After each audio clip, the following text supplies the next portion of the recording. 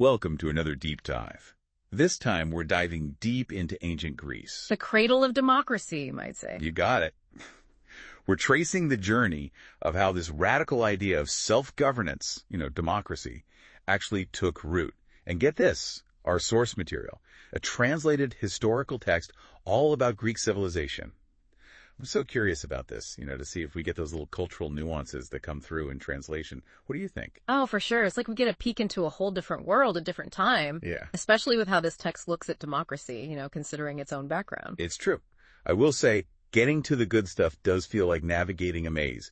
But hey, that's what we do, right? Unearth those unexpected links between, cultural shifts. Military innovations, too. Exactly. All those twists and turns on the road to democracy in ancient Greece. And there were a lot of those, weren't there? You can say that again. But I guess, to really get this whole thing, we got to start with the early influencers on ancient Greece. Right? Absolutely. Imagine early Greece, kind of like, a younger sibling. Yeah, a younger sibling figuring things out, but with a big influence from their older, more, refined sibling. In this case, the Minoan civilization over on Crete. So that phase where you're finding your own thing, but your older sibling still has you, under their fashion spell. Exactly. And those sibling rivalries? Always some power struggles. The text really focuses on this destruction of Knossos, a big Minoan city around 1400 BC. That's got to be a huge sign of a power shift, right? Sounds like the Mycenaeans on the mainland, they saw their chance. They were ready to take the reins. It's like watching those power dynamics you get in the tech world now, One day you're on top. The next, your ancient history. Seriously. But this whole shift, Minoans to Mycenaeans, it's got to create some tension. Oh, absolutely. Imagine constantly being under someone's control. You'd eventually want to break free. Exactly. And speaking of breaking free, the text highlights this pretty important figure, Theseus. He's the one credited with ending Athens' tribute to Crete. So not just a legendary hero, but a tax rebel, too. You could say that.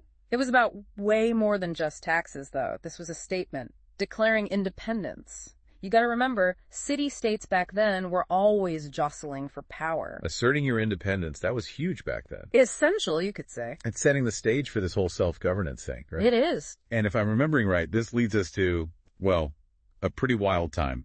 The Dorian invasion. Around 1100 BC. What did the text say about its impact? Think of something as disruptive as, say, the internet or the printing press. Wow. Okay, so this is big. That's the level of upheaval we're talking about. The Dorian invasion completely reshaped everything. Political landscape, social structures, everything. Wow, that really puts things in perspective. So, out of all that chaos, a new order emerges. Exactly. This is when the polis rises, the independent city-state. And this is key, because the polis, with its focus on, governing themselves. This is where the seed of democracy is planted. You got it. A breeding ground for fresh political thought, new ways of organizing. The text did mention something about the ideal size of a polis. Wasn't it something like 10,000 citizens, but most were much smaller? Right. It makes you think, doesn't it? These relatively small, self-governing places, they gave rise to concepts that still resonate today in our globalized world. It really does. You have to wonder, what was it about being smaller that made it easier to experiment with new ways of governing? It's a question that still has historians and political scientists debating. I bet. Maybe it was about a stronger sense of community, in a smaller polis. Or maybe, because things were smaller, there was more room to try things out. Let different models of governance emerge. It's an intriguing thought, and it definitely paves the way for a much more diverse political scene. Speaking of diversity, the text introduces us to two big players, Sparta and Athens. Talk about different approaches to power, huh? Night and day, almost. So we've got Sparta, the warriors, and Athens, the thinkers, each one carving their own path. It's a bit like, watching two totally different startups. Right? Trying to, disrupt the ancient world? Exactly. But we're not talking about some friendly rivalry here. Things are going to get intense. Oh, yeah.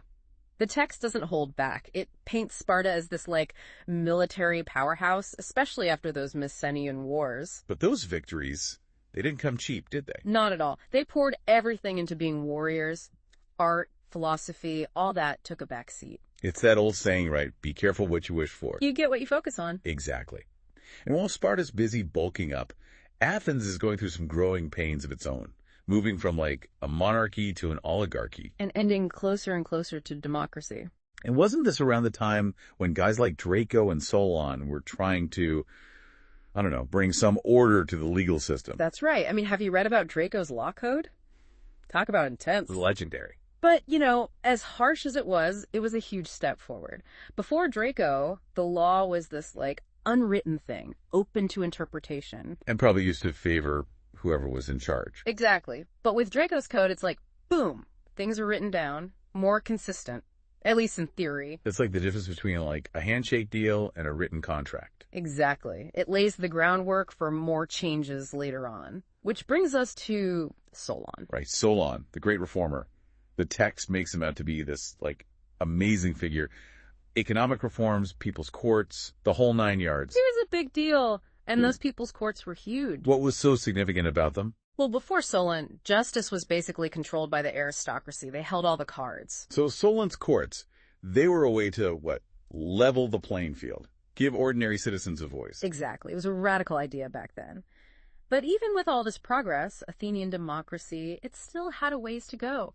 Power struggles, instability, even the rise of, the Greeks called them tyrants. Right, the tyrants. Yeah. But wasn't their idea of a tyrant a little different back then? A little different. It was completely different. Today, we think tyrant, we think cruel, oppressive ruler. Right, the worst of the worst. But for the ancient Greeks, it wasn't always a bad thing. It was more about how someone came to power. Oh. Unconventional, you could say.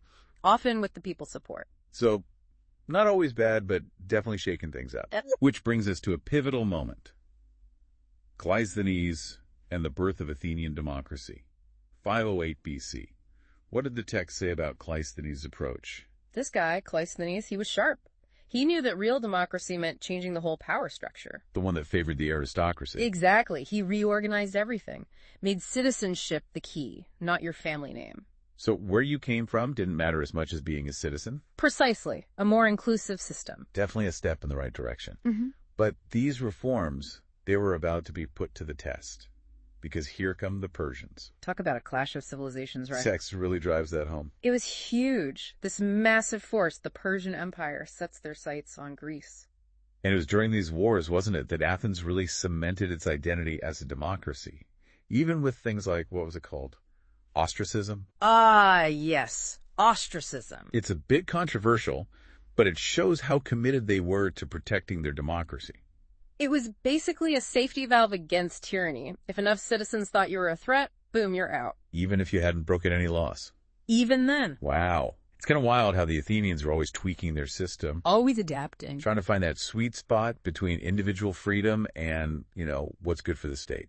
A delicate balance. And it all leads to this incredible time, the golden age of Athens. With Pericles at the helm, Athenian democracy at its peak. So Athens is at the top of their game, golden age.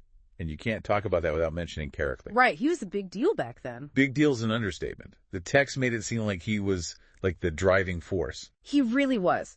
A gifted speaker, brilliant strategist, knew how to rally the people. It's almost like, he was the CEO of Athens. Making the tough calls, managing everything. Yeah, and selling the vision. And like any good leader, he had his work cut out for him.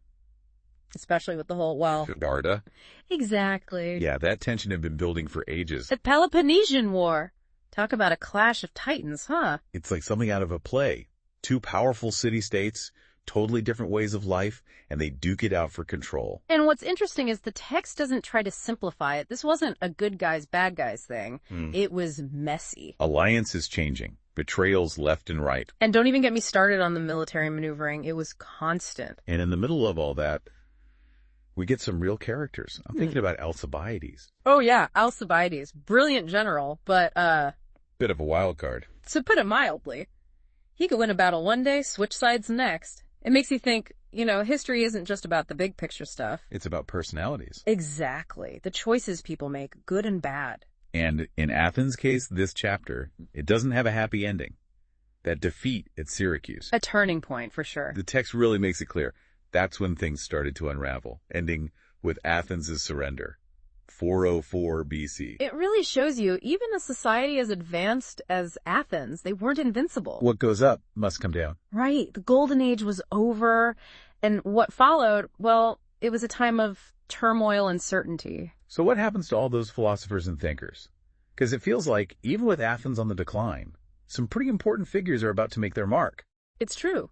Even with all the political drama, there's this new wave of philosophical thought brewing. That's where you get Socrates, Plato, Aristotle. Socrates.